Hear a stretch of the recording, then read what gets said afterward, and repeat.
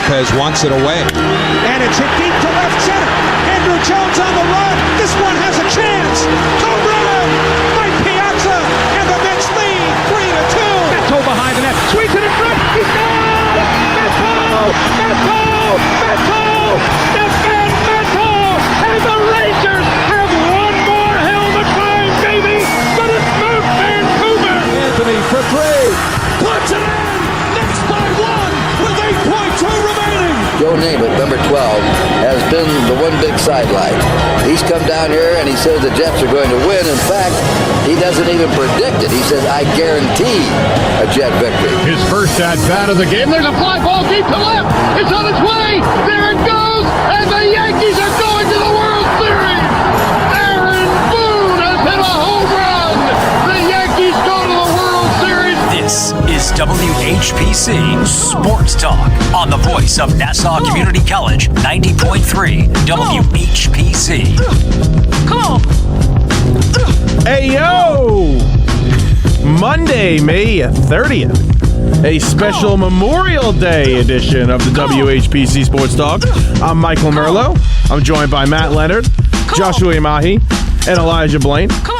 You guys can hear me okay, right? We hear you. That music was just blasting in my ear. Yeah, we hear you. That's why I really couldn't hear myself. I can hear myself, think. How are we doing today, guys?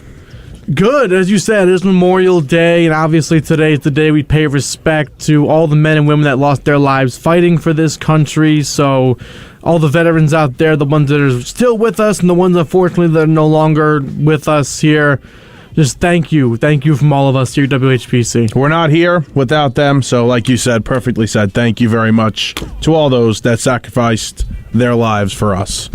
Lots of sports to get to, obviously. We have an NBA Finals matchup. We have the biggest game of the year, I think, for any New York sports team tonight. Yeah. Up to date. Yeah. And the baseball teams are still on top, and I don't know where I want to start. I think we're going to start with the Mets, though. We haven't really started with the Mets in a while. You know, haven't been the talk, but last night on Sunday Night Baseball, they do complete the sweep of the Philadelphia Phillies. And I made a claim maybe 2-3 weeks ago that Joe Girardi would be fired by June 9th. Okay, you're still on that, and it didn't look good. They went as soon as I said that. They go to L.A. and almost sweep the Dodgers. They should have swept the Dodgers. They won 3 out of 4. So I look like an idiot. But then they come back to earth and they come home and they lose to the Padres and they lost a couple other games and then they lose to the Mets. They get swept in New York, and I firmly stand by that. All right. By June 9th, he will be gone. They were asking him about his job last night. They were asking him about his job last night post-game. They were talking to him in the post-game press conference, like, how do you feel about your job security, something like that. And he just goes, I'm not going anywhere. Is this his last chance, the Phillies? Well, it's his last year on his contract. Well, he means the manager, in general, as a manager, is this his last chance? I've had this discussion. I don't think so.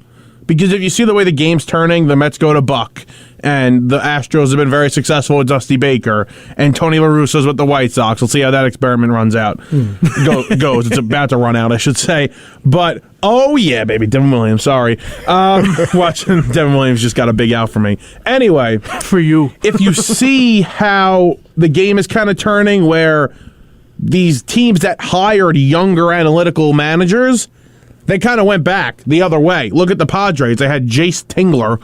That's got to be the worst name of all time, by the way. Jace Tingler? Better than that guy from the what do you call it? The Cardinals, the guy in the fight with Pete Alonso with Stubby Clapp. No, that's the worst name of all time. Unless he was fit and good looking, then Stubby Clapp would be fine. But the fact that he looks like a stub is not good. Sorry, that's the first base. If Clapp is in your name, I'm not going to go into that. Don't worry about it. He's the first base coach, right? Yeah. For the Cardinals, right. That threw Pete Alonso down in the brawl with Arenado. That's right. But anyway, back to Girardi. I do think eventually he will get hired again just because the way that the franchises go, they're going to want the manager that is more experienced. Again, the Padres, Jace Tingler to Bob Melvin in a year like that. Mm-hmm. So, yeah. I mean, the Phillies didn't give him any help with the bullpen, first of all. He inherited a terrible bullpen. But I just think that he's not doing himself any favors right now. This Phillies team, on paper, they should be like number 2 in the division right now, number 3 at least. Well, they are number 3. They have a great offense. They have good starting pitching. Good, not great starting pitching. Their bullpen has not been good. The one thing they haven't done is develop players, whether it's in the bullpen, whether it's position players. They don't develop players well. And even Bohm has taken a long time to get going now. He had a great start in 2020. I don't really count that. He was bad last season. He's gotten off to an okay start this year, but this is a guy that was supposed to be a star for them. This is year 3 now.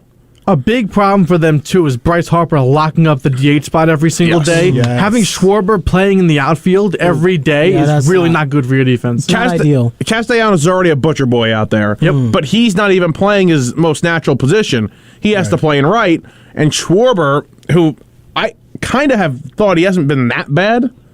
Like, yeah, but eventually he can't keep this up. No, he hasn't been good out there, but I thought he was worse. He was worse. He's not good. I'm not saying he's good. Just better than I expected. And, yeah, it does stink because he's also their best defender in the outfield, probably. Schwarber? Oh, man. No, Harper. Oh, okay. So, I mean, it doesn't stink for us. It stinks for them. It does stink for them. And Castellanos, I'm okay with that. Boo-hoo Phillies. We saw it on Friday when there were 2 fly balls, pretty shallow, hit to Castellanos. And whoever the third base coach that day was, it wasn't Joey Cora, sent the guys on sac flies. Yeah. Almost like rubbing it in his face. Like, we know you can't make these throws. Back to back.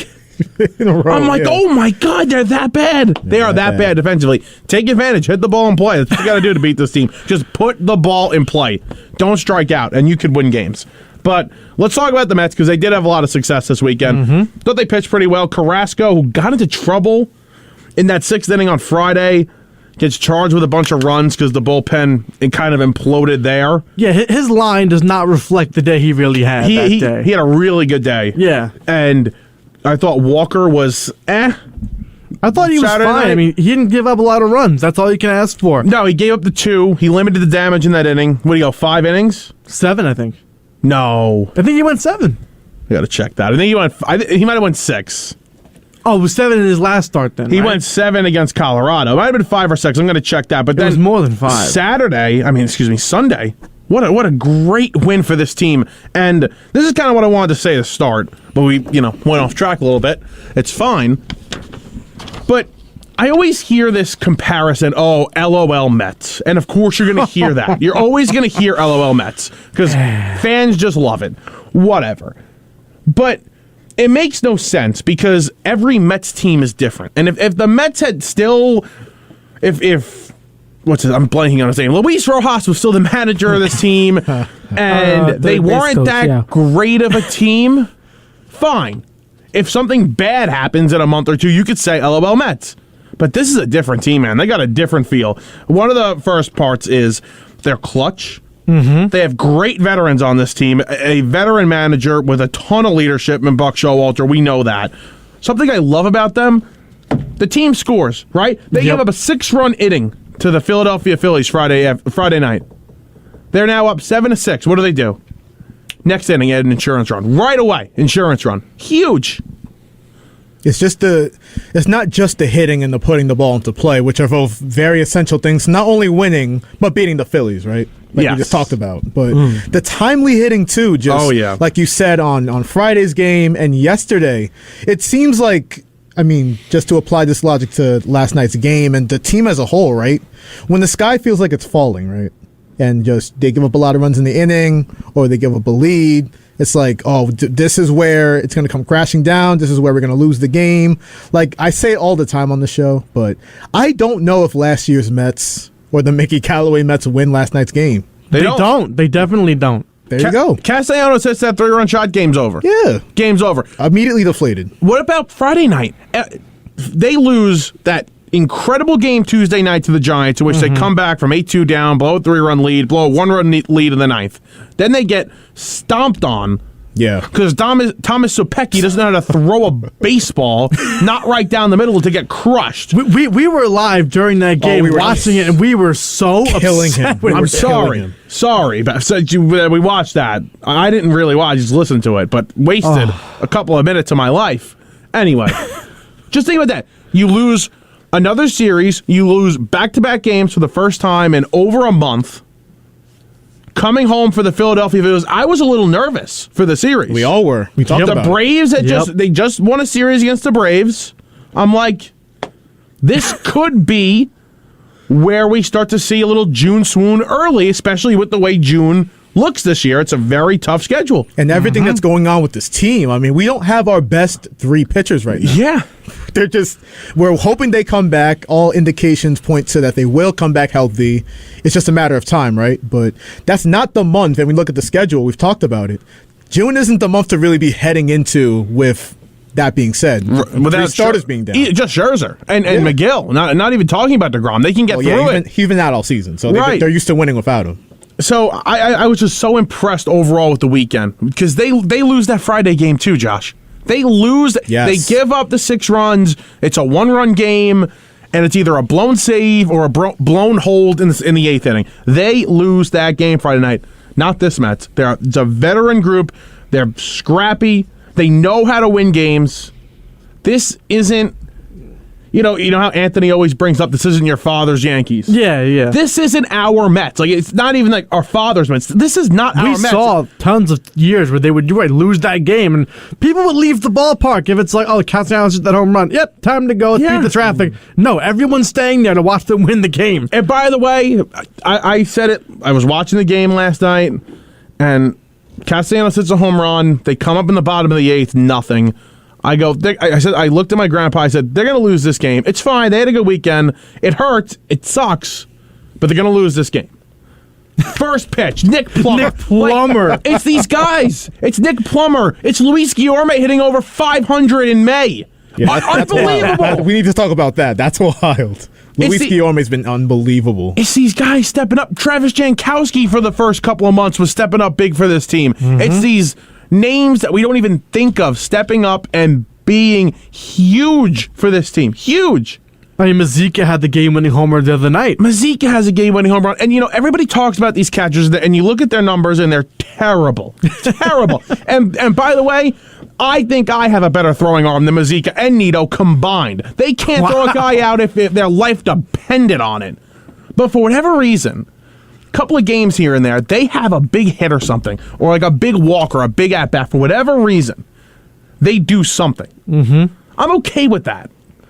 I'm okay with this. I'm not looking to go get a catcher. I know we were talking about... Neither am I, yeah. We're watching the Cubs right now. You guys are talking about Contreras. I'm not looking to get a catcher. I would never go for Contreras as the Mets. I would just love if they could throw guys out. McCann is fantastic at that. He plays a good defense. He's great with the staff. He'll be back. He will be back at the end of June. I just kind of wish these guys were a little better at that. Fine. Yeah.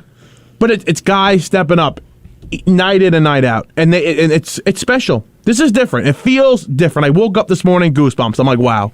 You know what?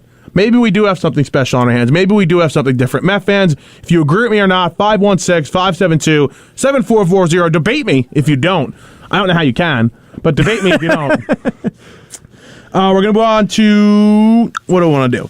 Nationals come into town to play the Mets 3 games before they go out west. And, I'm saying these things with little asterisks. I don't know what to expect when they go play the Dodgers for 4 this weekend, and then the Padres for 3, and then the Angels for 3. I don't know what to expect. I'm nervous. I'm really nervous. And the Nationals are not a good team, but not about them. We're not about the Nationals. Oh, okay, never mind. No, the Nationals. This could be another sweep. They should take 2 out of 3. Yeah, take 2 out of 3. They win the series that you've been doing all year. I'm not asking for a sweep. I'm saying that's potential. Take 2 out of 3. Yeah. Go into the series and look. They have an 8.5 game lead right now on the Braves, 10.5 on the Phillies. That feels good. Who would have thought? Quarter away through the season, this is how great this is. I think that baseball, anything can happen. Yeah, you're right. I think, and I'm not counting. We've seen bigger Mets collapses before. I'm not counting the Braves out because I do think the Braves will be a problem. I do think they'll figure it out. I think it'll be a 2-team race. I think the Phillies are done. I don't see it. How can anybody say that this Phillies team is going to break out of this. They've shown you nothing, especially defensively. That's not going to get any better with the way they're going right now. They'd have to completely revamp their team. We do have a caller on the line. Caller, what's your name and where are you calling from? Yo, it's Justin Greenberg. Hey, Justin. Last night was something that you guys were saying the old Mets would not have done. And I think this might have been the game where Eduardo Escobar turns things around, because he had a big ending to that game with that great catch and then the walk-off. Is this, what do you guys think this is a turning point? Because he has certainly been a disappointment, to say the least, this year. I've not been a fan of him at all, but I think this could be it. What do you guys think? Yeah. He's beloved in the locker room. I mean, yeah, absolutely beloved. If they would vote on a captain, it'd be him, I think. Wow, really? Yes, right now. Over Lindor, Alonso? Yeah, wow. I think he would be the captain. He's the guy they look up to. Justin, I don't know. This guy consistently hit 25, 30 home runs everywhere he's been. So you're right. I've been disappointed. He got off to a fantastic start. Getting on base. He had a high average, and he's been brutal for about a month now. So they need him to be a little better. They've scored runs the past couple of weeks without him, in spite of him. So I do believe that if he can get it going, it just adds to this team. But even last night, the question we'd be asking ourselves, why is Eduardo Escobar batting fifth? And I know Nimmo and McNeil were not in that lineup last night, but either way, why is he batting fifth? Because they've intentionally walked Alonso, I think, twice this weekend just to get to him, and last night they did it in the 10th. And if Escobar, I don't want to play, Monday morning quarterback, but let's just say he grounds into a double play. What are we talking about now? That's true. And they lose that game. Who would you put instead of him? I always hear from Yankee fans who are Gleyber Torres, like, why is he batting this high? Who are you putting there instead? I mean, Tom? No, absolutely not. Like, that's what I'm saying. Like, who are you putting in the fifth spot? Probably Canna. I know they don't like going righty-righty, but I would just hit Canna there. I'd be okay with Canna batting fifth. You got to do Canna. Justin, are you excited for your Rangers tonight? A huge, huge game. Yeah, big game. Unfortunately, I got to go to see a movie tonight again, but I'll be watching in spirit, gang. What movie are you seeing tonight? I think I'm seeing Top Gun 2 again. That was an awesome movie. I loved it. Almost went last night. No, you have to see it. It's awesome. I'm going to see it. I'm going to see it this week. One more question for you guys before I head on out. Yeah. Where would you like Jeff McNeil to bat? I mean, it seems like they plug him in pretty much anywhere, but I feel like he needs to define, at that, role. Do you put him in, fifth, as you were saying? Who do you want? Canna there? Do you like him towards the end of the lineup to sort of spark things to the top of the lineup? I don't know where I want him, but he's unbelievable this year. Yeah, fifth. That's where I want him. I'm gonna go second. Okay. I like him batting second. Not quite lead off, but still in that table-setting role for the guys like Lindor and Alonso to drive him in. You know why I hate that? Why? He can't go lefty-lefty at the top. Oh, that's true. Because Nimmo, yeah. Because Nimmo's got to be the leadoff hitter. McNeil, right behind Alonso, has been working this year. So where would you put Alonso second then? Alonso's fourth. No, where would you put him?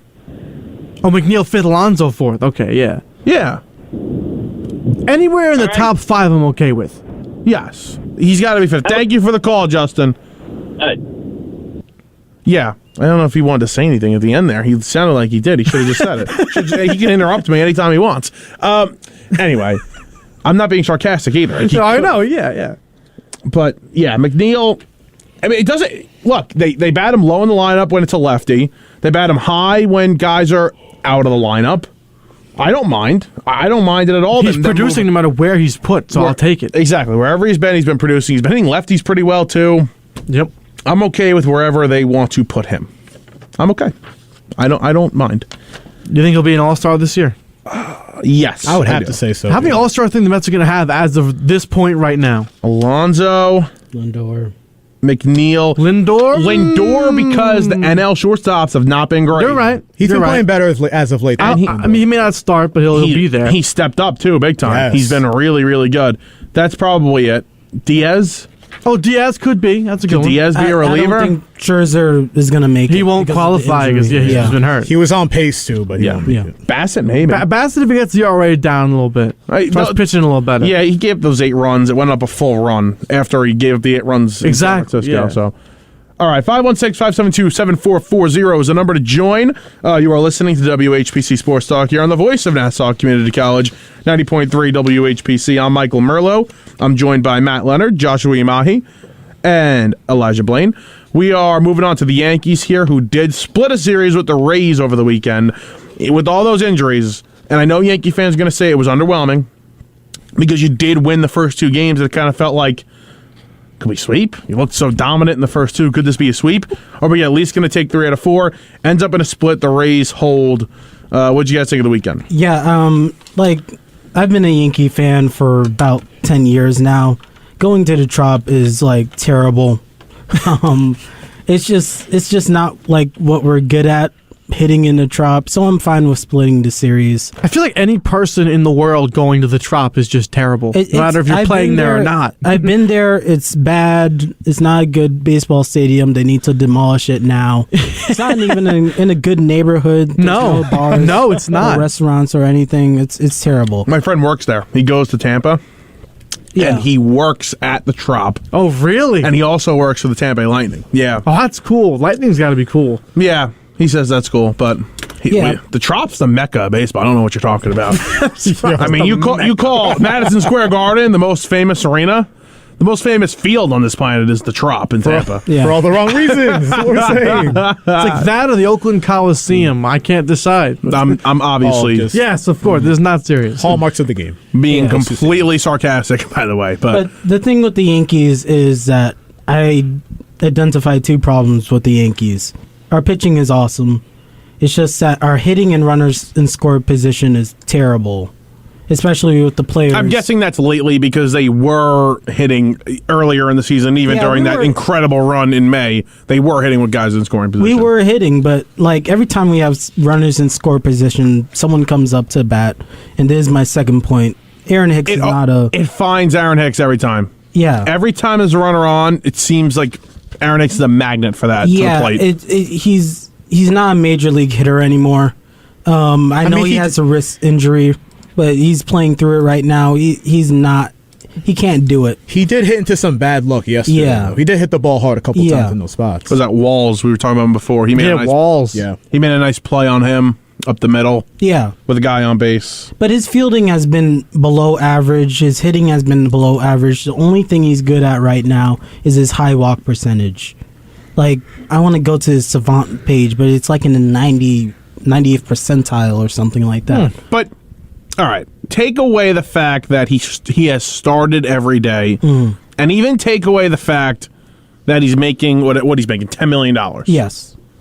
You really don't think this guy can be and I don't know enough. I'm genuinely asking a question.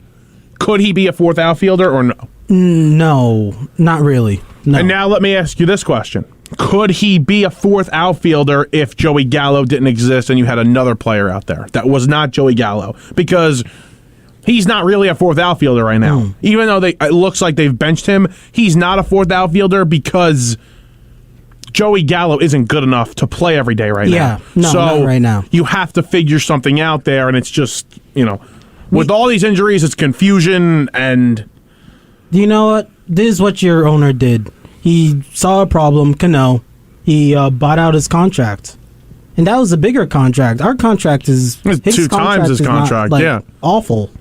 Hicks makes $10 million. Is all they have to pay him? And I don't think we can move him, even with a prospect. It's for 3 more years, though. Oh, so 30, okay. It's $30 million in total. That's still, less than Cano. I'm gonna see what it is right now. So, he's a real problem right now. It just messes up our flow on the offense, and I just don't know any other way to get rid of him. He's a problem. He's a problem because he has to play. Yes, that's why he's a problem. Let's see what he's got. Oh my God! But what scenario are you going to bring him in as a 4th baseman? You can't pinch hit because that's not what he's good at. No, I'm saying a 4th outfielder, so he'd be like a Travis Jankowski on the Mets.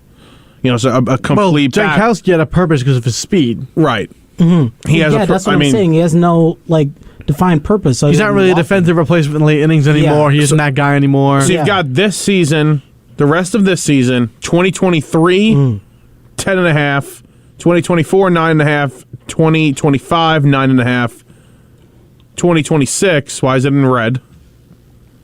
Let's find out why it's in red. What website are you on? Sport Track. Oh, that means it's an option or something. Okay. It's probably a team option. It says UFA in 2027. Yo. You got 5 years there. So let's say that is a team option in 2026. That's rest of this season plus $30 million. Yeah. So that's a nasty contract. You're just looking at $35 million most likely. Is Hal Steinbrenner willing to eat that? No. I mean, eat $35 million. It's not my money. It's not your money. Yeah. And that's why as a fan you should just say, okay, let's do it. Yeah. Let's do it. I mean, they should. Because he has it, But, again, who are you replacing him with? Do you have a fourth outfielder? Do you have a Travis Jankowski? Do you have, somebody that can come have a purpose, whether it's speed, defense, things like that, power, strictly power? Do you have a guy that can come and play a few days a week? Do you know what? In that situation, Gallo would be our third outfielder. And Andujar in left field isn't awful. He's pretty good. Yeah, I think they should keep Andujar when everybody comes back. He should probably be a guy that sits on the bench. Is this going out? Nope. Oh, wow. Nice play by Castellanos out there. He did something. He did something productive. Oh, he did do something productive last night. But in the field. I would say get rid of Hicks, but again, you have to have somebody. That shifts to another problem. So you think that's Andujar? You think that Andujar is Hicks's replacement, where he plays in left field? Yeah. He's your guy off the bench. Yeah. Okay, I like that. But we need a center fielder. That's a problem. Judge has played well in center field. Yeah, he's played well in center field, but just injury concerns, I don't think we want him out there as much. I get that. Yeah. But actually, no, I don't get that. Because, okay, you're going to have, I guess, a little bit more of an injury risk because you have to cover more ground, but he's still playing the outfield. He's still playing the outfield every day. If you need him in center, he's got to play center. I mean, I think that's why we don't play him as much in center field. No, that's probably the reason. I'm just saying I don't really agree with the reason. Also, you can have Gallo out there in center field when you need to give Judge a day, whether you're DHing him. Gallo himself has been below average in the field also. Well, who are you going to put out there when you need to give Judge a day? That's why we need Judge gets a day. So now it all shifts back to you need another outfield. You need to bring in an outside and that's the big thing guy. we need to do. And it doesn't have to be a big move. It's not going to be a big move. It's going to be a bench player, role player type move. But it has to be made. Like 2 seconds ago, Ian Happ would be a perfect replacement. Yeah, but Ian Happ's a younger guy. They're probably not going to trade. It's going to cost a lot. It's going to cost a lot to get him. So he does not seem like a realistic option for this team. I mean, if we want to do something this season, we're going to have to address this problem. Well, you're going to have to address another problem. I think the bullpen's becoming a problem. Yeah. Because you've had such a fantastic bullpen all season long. Guys like Michael King getting big outs. Clay Holmes, most likely. He's our closer. One of the 2 best relievers in baseball, 3 best relievers in baseball, especially this season. He's been unhittable. He's unhittable. And he's got 21 inning scoreless streak. That's very impressive. He's your closer, no doubt about it. But who else do you trust in this bullpen right now? Loizaga has been on and off. He's been bad. Yeah. He's been bad. And he's on the IL. Yeah. He's hurt. Chapman on the IL. Hurt, Green on the IL. Green hurt. Yeah. Who do we trust? King has been good, but recently not that great, but he's been good. You still trust him. He's been a solid arm. So who else is in this bullpen? Wandy Peralta. Do you trust Wandy Peralta? Not really. How about Miguel Castro? Lucas Licky gave up a lead this weekend. Do we trust Lucas Licky? The guy we trotted out last I was just about to comment on that. Marinaccio. The Italian kid? We can't do that. Is he Italian or Spanish? I think he's Italian. Seems Italian. Yeah. Was his last name Ramirez? No. There was another guy. Who was Ramirez pitching for them yesterday too? I'm going to look it up. Not sure. I don't know. Castro's still in that bullpen, right? Is he hurt? Castro's in the bullpen. I haven't heard much of him recently. That's why I'm asking. Has he been good? I don't think he's been playing in high leverage situations. He was good to start the season. Yeah, exactly. I don't think they trust him in high leverage moments yet. Like, I don't think pitching here and there. I don't think he's been good. He was good to start the year. No Ramirez pitched. I was wrong. Yeah, but my issue is that the bullpen's becoming more of a problem, and also how Aaron Boone managed it yesterday. Yeah. The whole transfer from Severino to the bullpen. I think, because I was just watching the game just to watch it yesterday, but I could see, like, Severino, I thought he was done after 6. But Boone trots him out for the 7th, and he clearly, losing control. Again, he's wearing down. I think he had a season high in pitches with 103. Mm-hmm. So that's my issue, too, with Aaron Boone. Like, do you really trust this guy to manage the bullpen that's becoming more and more of a problem as we go on? He hasn't been that bad this season. It did not help that Ron I'm going to butcher this name. I think it's Marinaccio. Marinaccio. It didn't help that he comes in and he walked 2 batters. He hit Zunino. Doesn't help that he did that. He's not ready for that situation yet. And then Clark Schmidt came in to do damage control. And I don't think Schmidt's been that bad. No, he hasn't been that bad. Can you trust Schmidt? I can trust Schmidt a little bit. 14 innings pitched, .64 ERA. He's been good. He's been good for this team. Yeah. But, yeah, we're getting short on bullpen. You're getting short in the pen, and the starting rotation has been unbelievable, one of the best in baseball. But let me ask you, you've had guys that haven't pitched long in, had a big workload over a course of 162 games. So can you trust these guys to continue to be consistent and stay healthy? Can you trust a Luis Severino who hasn't pitched a full season since 2018? Nestor Cortez, who I don't think has pitched, a big-time season over, 150 innings. I'm going to check that right now. Tyone's coming off the injury, too. He's got to be on a limit. Tyone's going to be limited. I mean, I think they probably limited him a little bit last season. And he was banged up a little bit last season, and he's been really good. He's been a pleasant surprise. Awesome. Montgomery's been good. You're not really worried about him. He's, pitched Look, our starting rotation, I may be off base, but I think it's the best in baseball right now. It's up there. I just love how we went through the starting rotation. Nobody said Garrett Cole. I was about to get to him. I mean, Garrett Cole is always going to be our number one. He's not awful. Now, Nestor's pitching better than him. Right now, he is not your number one. He is not. If you were in a wild card game, if I was in a wild card game, I would put Nestor. But in everyday situations, he's our number one. Game 7 World Series, Nestor Cortez. Game 1 playoff, Nestor Cortez. That's everyday situation. Every day. Tomorrow, if I needed one pitcher to start for the New York Yankees tomorrow to win a game. It's Nestor Cortez. He's the number until he does something or has a few bad starts in a row, which I don't think is going to happen. If he does something to now make this claim false, I'm riding with Cortez. He's been better. He's been dominant. Yeah, he's been better. He's the number 1 starter on this team. 100%. He has not had a season in which he eclipsed 100 innings. Wow. In his career. That's going to be rough later on. Yeah.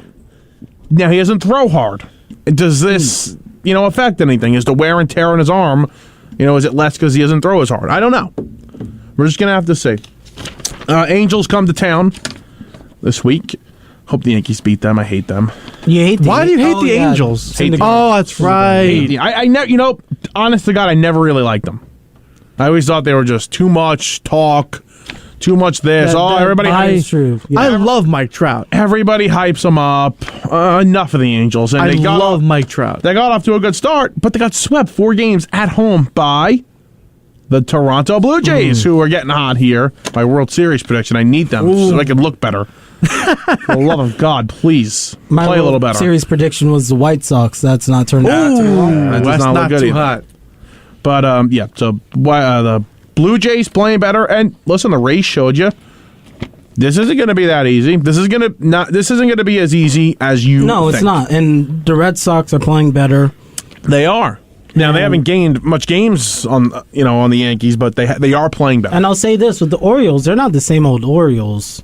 They actually have some offense. We talked about this last week. They could score some runs. They got a good bullpen, and they have a couple of guys that are formidable starting pitchers. So this is not going to be easy. No, it's not. Mm-hmm. As good as they've been and as good as the record is, it's not going to be easy. And you look at, compare it to the Mets right now, where the National League East has gotten off to a terrible start. I do believe the Braves are going to play better. I think the Phillies will figure something out when their schedule gets a little easier. I don't think they're going to be this bad. You have two completely dud teams in there. Right now, yeah. You have teams that just are not playing to, I guess you could say, their skill level 100% with the Braves. Maybe not to the Phillies. But, Yankees' first day off today, which is, I think, since the beginning of May. Yeah. Which is huge for them. I mean, they had a rain out in there, but they had to play a couple of doubleheaders. So, good for them. They get a day off, even though it's on Memorial Day. I know a couple of fans are not happy with that. Yeah. Don't be very mad. It's okay. You know why? Because we got Rangers Game 7 hockey. Oh, yeah. I got one last Hurricanes. point on baseball, if you don't mind. Yeah, sure. So, on the ESPN broadcast last night, please. Oh, it wasn't even about them. It was just a stat they brought up I think was interesting. We can get into that if you want to. Very quickly. But the stat that Carl Ravitch brought up was Memorial Day is like, the quarter point of the season. It's basically. a big benchmark. Yeah, it's a big benchmark. Out of the 6 teams last year that were in first place in the 6 divisions on Memorial Day, 2 finished there. Really? That's it. So, I don't know who they were. He didn't say that, but he said out of the 6 teams, only 2 finished there. Definitely White not the Sox, Braves. Dodgers, I'm thinking? well, Dodgers had to be Dodgers. The Dodgers didn't win the division. Oh, that's right. No, the Giants won the division. That's right. So I'm going to guess the Dodgers were in first. Yeah. Were the Cardinals in first at this point? I don't know. Were the White Sox not in first? I'm trying to think. It was not the Braves. Not the Braves. No, because the Mets were in first. Yeah. So this is a big benchmark. Teams really evaluate themselves. They evaluate themselves all the time. But this is like, all right, now, you start to understand their needs as a team. Maybe some calls start getting made about things you need. And the Mets can definitely call about the bullpen. So, by the way, the ESPN broadcast, I gave it a chance. I did. They're horrible. I gave it 2 months. 2 months. And they said a couple of things last time the Mets played the Phillies. About a month ago. The fair weather fans or whatever. Yeah, that was weird. That was very, very weird. I was mad about that. But I'm like, you know what? Still give them a chance. Castellanos hit a home run. Everybody duck. But I gave him a chance. Done. I'm out. They said something yesterday. First of all, the interview they did with the players, I like hearing the players while they're playing. Yeah, right. That's great. What we were talking about before, they go too long. It doesn't have to be the full half inning. Somebody didn't give him that memo. Like, it doesn't have to be. And all Pete the way Alonso's through. DHing, so he has nothing better to do but to talk to you, which is not true, by the way. The questions are just so stupid. Enough. I don't need to hear some of these questions. Some of them are good, and some of them are just being reworked 4 different times. It doesn't work. And Hey, Pete, that guy in the mound, what's he thinking right now? Yeah, ask the same question to everybody. What do you think Bassett's going to throw here? And they asked him, there was a play that was reviewed. A ball hit I think Castellanos' knob of the bat. And they go, Pete, you're watching on the big screen. It's a real loaded question for you. But do you think it's a foul ball or hit by pitch? How is he going to answer that question? Yeah, Carl Ravitch asking these questions, not good. So I gave him a chance. They said they went on and on about... How can a big company like ESPN be so incompetent, like how to run a presentation? Man, listen, don't even get me started, because I watch every single NBA thing that they do too. It's not that much better either. Yeah, so it's definitely something. But you have Mike Breen almost half the time. At least that's the one bright saving spot. grace. Yeah. Can we have TNT do baseball? No, hey, Ernie Johnson on the call. He's done that. He's done that before. Yeah. Yeah, but CBS does it. So same thing. Yeah, it's just wasn't good, and they went on and on after Ottavino gave the 3-run shot yesterday about how, the closer's still not up. The closer's still not up. First of all, Edwin Diaz has not been asked to get a 4-out save all season long. No. I don't think that will change until maybe the end of the season, when it's like, okay, crunch time. You're not going to overwork and overuse your closer in a game in May. You're just not going to do that. Number one. Number two, he hasn't been consistent in those situations. He's not great, as dominant as he is getting the 3 outs instead of the 4. He hasn't proven to be that great doing it. I completely disagreed with what they were saying. It's just common sense that would tell them, if they look at any stat with Edwin Diaz, any non-save situation, the 4-out saves too. Like, you're right, anything that doesn't slam in the door in the 9th inning, he has not been as good. He's been better this season with the 4-outs, with the non-save situations. But he's still not as good. This season he has. He's come in. Yesterday was unbelievable in the top of the 10th, getting the 3 big outs with the runner on second and not letting a run in. He's been good whether the Mets were up 4 or whatever. Yeah. And they've brought him in because he needed work, and he's gone out of the inning, no problem. But, yeah, ESPN broadcast, I'm out on you. Maybe K-Rod will be better next time. Oh, I still have not watched that. I refuse. It's a very sarcastic comment, because from what I've read, they are not good. I refuse to watch K-Rod. Yeah, that's not for me. 516-572-7440 is the number to join. You're listening to WHPC Sports Talk here on the voice of Nassau Community College, 90.3 WHPC. Michael Merlo, Matt Leonard, Elijah Blain, and Joshua Umahi with you as we're going to move on very quickly to talk about the Rangers, who play a Game 7 tonight in Raleigh, North Carolina, against the Carolina Hurricanes. Hurricanes. Yeah, you're right. I always say Panthers. Carolina Hurricanes. The Canes are 7-0 at home. The Rangers are 4-0 this year when facing elimination.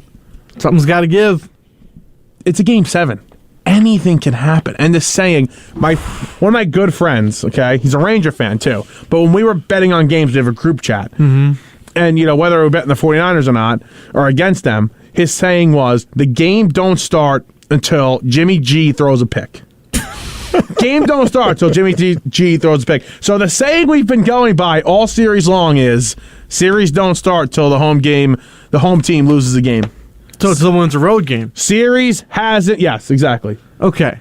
Series hasn't started yet. Let's see if it starts tonight. Let's see if it starts tonight. Wait, so what happens if it's over without starting? Yeah, I don't know. The Canes advanced.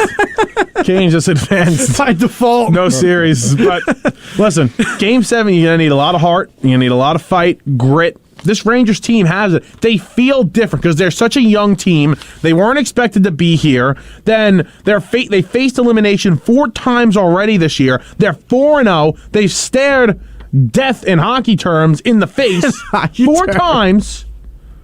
They're ready for this. I think they're going to win tonight.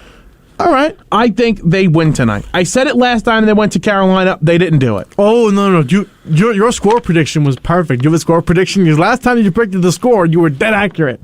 3-2 in overtime. Oh, you're going to rip my heart out tonight. 3-2 in overtime. The Rangers win this game. Oh, man. That's going to be so stressful. How amazing would that be? And the Rangers scored you one. Should bet that.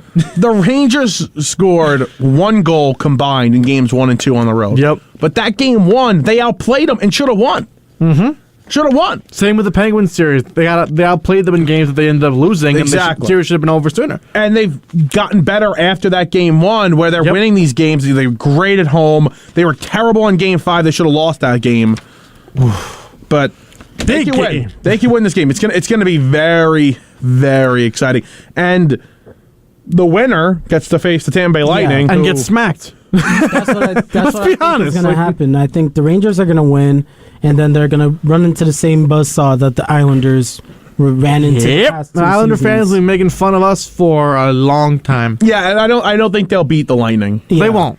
But you know what? I said this last week. Islander fans are going to be stuck because they got that 4 straight, and they have the 19 straight series victories. That's impressive. The Islanders in the 80s. They don't want Tampa to come that close. Yep. I know they'll be rooting for Tampa to win. But they don't want think Tampa a lot of them to come for Tampa close. to win. What? I don't think a lot of rooting for Tampa to win. Who? The Islanders hate Tampa. The Islander fans hate Tampa. They hate the Rangers more. I'm a very casual Islanders fan. I hate the Rangers more, so I'm kind of rooting for Tampa to win. All right. You root for Tampa to win just to lose in the final. Yeah, that could happen. You say, okay, it won't happen again. Even if they win, okay, it won't happen again. Who do you think? Do you think any team can stop Tampa at this point? Like even Avalanche or Oilers? I think Colorado, if they win, can beat them. Man, I really like McDavid, and I hope he McDavid and Draisaitl are playing out of their minds. That's Edmonton. Everybody's rooting for Edmonton. I don't think they're going to win. If the Rangers lose, I want McDavid to win a cup. That's my philosophy. The Avalanche looked vulnerable against the Blues in the second round. They just beat them, Thursday or Friday, to get to the final. They beat them in 6, but it looked like it was going to go to 7 for a little while. But I don't know. I think the Avalanche will beat Edmonton, and I think Tampa wins. I think if Tampa, you can't have the Rangers beat them. No. If Tampa beats the Rangers, which I think could be a good series. Stop speaking things into existence now. We don't want to jinx tonight. We got to get past tonight. You're right. I think Tampa beats either of these teams. Yes, I agree. But I think it's close. And I think Tampa wins. The whole thing? Yeah. That'd be something. Gonna have to look into Three-peat. So, yeah. I'm gonna have to look into those odds. Three-peat. Wow. I could totally see it. First dynasty of the 2020s done. I could totally see that. Yeah. Does it have to be 3 straight? No, it does not. Like, I consider the Giants 3 out of 5. But they won That's 3. not a dynasty. You don't think that's Really? I think that's No. I think I that's was a mini talking about this dynasty. the other day, I think it's too. a I mini do not dynasty. think it's a dynasty. I think it's a dynasty because they won 3. How is 3 out of 5 not a dynasty? Yeah, 3 out of 5. Oh, I'm sorry. San Francisco Giants. Oh. You thought we were talking about the New York I thought you were Giants? talking about football. No. No. They won 2 in like Yes. 4 or 5. That's why I was like, that's not a dynasty. We said 3 out of 5. I realized late. San Francisco is a dynasty. Yes, I agree. Yeah. Yeah, I think at least a mini dynasty. I've heard that argument that they're not. I am with you. That's a dynasty. I think they are. I don't even think that's a mini dynasty. I think that's just a dynasty. Yeah. If you win, And because they were always in it. Yeah. if you win 3 out of 5 or 3 in like 5 or 6 years, that's a dynasty. And we're ignoring the Warriors, Yeah, who were in even the the finals, Warriors. by the way. And that's Yeah. a great segue. Because that's what we were just getting to. 516-572-7440 if you want to join the conversation. We'll talk about anything. We are moving on to the NBA, though. We finally have an NBA Finals matchup. Just got to say this, and the floor is yours. This is the only matchup out of the 4 that gets me juiced up. That I'm excited to watch. Like, I will watch every game of this series now. Ooh. This is a sexy matchup. One of the better matchups we've seen in a while. Teams, storied, history, location, Yes. everything. And then obviously the way they match up. I'm very excited. Do you remember a show we did, Mike? We were talking about the Celtics. They became the topic of conversation. And they started the season slow. Very Again, slow. They were behind the slow. Knicks.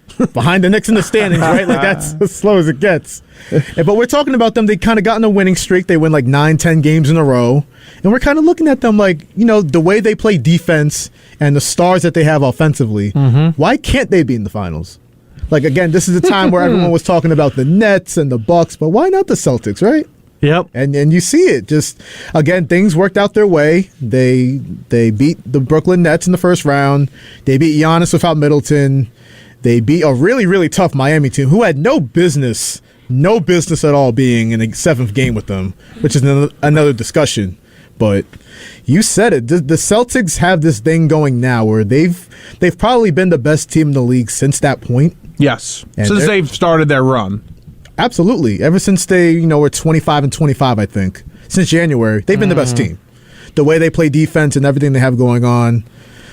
And you said it. This matchup is something. Sexy. It's unbelievable because Golden State, they have the star power. We obviously know Steph, Clay, Dre, Jordan Poole's come along now. Their role players are great. They're Yes. the team maybe of the 2010/20s. Oh, absolutely. Absolutely. That's a dynasty right there. Yeah. That's a Yes. dynasty. A dynasty, the most recent dynasty versus one of the 2 most famous, Absolutely. storied franchises in the sport. Yeah, I mean, that's really that's the bold pointed part of this matchup because it's history versus like today. exactly. And the Warriors, they have a great thing going here. They've looked so impressive all playoffs, but this matchup, man, I'm telling you, people say like I saw people as early as last night's buzzer sounding in the Celtics Heat Game 7. Like, the Warriors in 5. The Celtics struggled so much with this Heat team and all this, blah, blah, I don't blah. think so. I'm telling you, this is going to be a long series. Yeah, I think 6 or 7. I guarantee it. 6 or 7. And you said, like these new, like, it's the new team in the Warriors against an older team, franchise-wise with the Celtics. But it's funny because this new team, this, new dynasty has a bunch of, veterans on it. Yeah. And the Celtics, who are this storied franchise, have the younger players. I'll say this. I think they're actually around the same age. Yeah, but the average? The star power. The star power for Boston is the younger. Actual franchises, they're around the same Warriors have been around that long. They're in Philadelphia. They had Will Chamberlain. Well, either way, you understand what I'm saying, the history with the Celtics. Yeah. You know what? It's an interesting point you raise in the fact that, the Celtics, it's a dynasty versus, something that you're waiting to see what it could be, right? The Boston Celtics, they've been around. It's a young team, but they've been around. Yep. I don't know if you guys remember the series in 2018. They lose to that Cavs team with no Kyrie, and it's only LeBron. And they lose a tough 7th game at home. And they've been kind of knocking on the door ever since. They've had some tough playoff losses. They lost in the bubble to the Heat, so they got a little get back in this series. I'm telling you, if I got the Warriors in 6, but the Celtics can win this series, and if they do, and it disgusts me to say this as a Knicks fan, you could be looking at a potential something bubbling there if they pull this off. Tatum's that good. That's why. He's amazing. He is that good. And most of Miami, the games were terrible until really the end, the 7th game. There was one where Boston made a comeback when Miami had won. But for the most part, the games were not good. But Miami was a little bit impressive to me. I thought they were better than I thought. I actually thought Boston was going to go in there and just beat up on them. They did not. But Jimmy Butler played out of his mind, and a ton of credit goes to him. Jimmy Butler is one of those guys that's like, he's okay in the regular season. But every now and then when you get to the playoffs, you see some players rise and some players really just crumble under the pressure. Jimmy Butler's not crumbling under no pressure, boy. I tell you. I've said for a while, I think Kawhi was the closest player to Jordan that we've had in a while. No, Jimmy Butler. Don't say that. No, I'm wrong. I was wrong. It's Jimmy Butler. Explain yourself. That mentality. In terms of mentality. Oh, okay, mentality, I'll give that to you. In terms of mentality. Mentality, I can give that to you, but if anything was close to Jordan is dangerous. Yeah. No, but people say, Kobe was the Jordan. What do you mean by that? What do you mean by that? It's a certain mentality that you have, ultra competitiveness. You don't think Jason Tatum's competitive? Not as competitive as Jimmy Butler. You don't think Kobe Bryant was that competitive? Well, he said Kobe. No, I said Kobe. You don't think LeBron's competitive? That's different. It's different. I am of the camp that believes LeBron is better than Jordan. I'm of that group of people. Josh, don't look at me like that. LeBron, I can't believe I'm about to say this. I'm going to sound like somebody. Okay. There's no way to prove this. There's no numbers that can prove this. Okay. So there's no stats? There's no stats, unfortunately. But the thing is with LeBron that he kind of gives up the shot. Well, because the kind of player he is. He's a distributor. LeBron is Magic Johnson. Yes. I see where Elijah's coming from. I contrary to popular belief, LeBron wants to win, and he knows it's a team game. Yes, it's a team game, but I don't know. I like the players like a Jimmy Butler that's just going to be about a take over. Just take over. He was that guy in Miami. LeBron. The amount of guys I could say this about. That's why I don't like the argument, in all seriousness, not because we can't back it up with numbers. There's so many guys you could say it about, and then you can't tell me, oh, this guy wants to win more. You just can't say that. You don't know. It's a good point. I mean, it's easy. Okay, so I see where you're coming from. The results with Jimmy Butler are what they're talking about. The 47 in the facing elimination game. And guys don't step up. Guys that shot. Other guys don't step up and play big elimination games? Not to that level this year. Okay, fine. That's one guy this year. I mean, I kind of... Of all the guys in the game right now, I mean, Jimmy's got the edge. I don't think he's...